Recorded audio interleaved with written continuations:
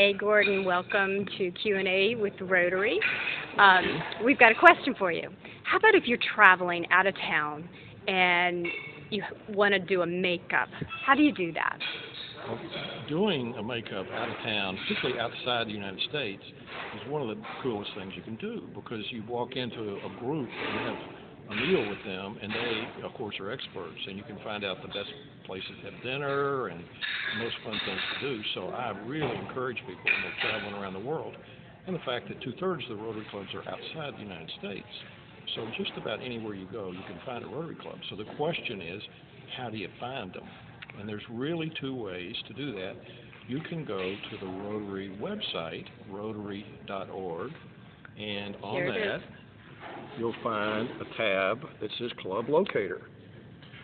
Okay. And from Club Locator, you'll just simply indicate what country, what district, wherever you are, and you can see the place, the time, and go to the meeting. Or there is the same thing in the form of an app for your smartphone.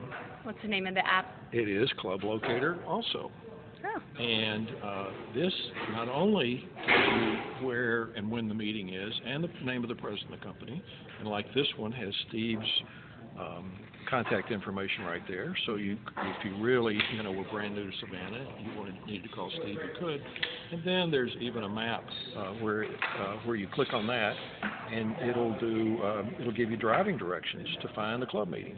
So it's terrifically convenient, and every club in the world is in this little thing.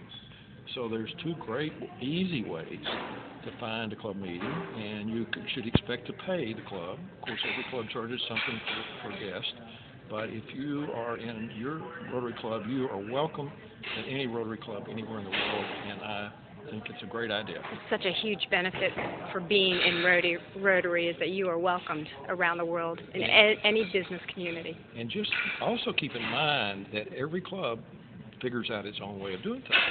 In some parts of the world, the club meeting may start about 6:30 or 7. You may drink for a couple hours, and we might meet for an hour or two, and by 10:30 or 11, we're ready to go home. So not everything runs on the 1 hour time frame. Each one fits into the culture of the country, of course. So talk about exchanging a flag when you go to another country. Well, one of the neat things also. And where can you get those flags before you go? Yeah, well, each club has a banner, that is a little this size kind of a thing. And there's a tradition in Rotary where if you take a banner from your club, you exchange it and you bring home a banner from the club you visited. And most clubs will have a little ceremony where you trade banners. And those are kind of fun to collect. I have a whole stack of them at home from from Poland and Ukraine and Bolivia and places like that. India. And they just remind me of the places that I've been. And so that's a fun thing to do, too. That's a great idea. Well, Gordon, thank you for being on Q&A with Rotary, and thank you for everything you have done for the Rotary organization, from being the DG to still being very active with Rotary. Happy to do it. Thank you.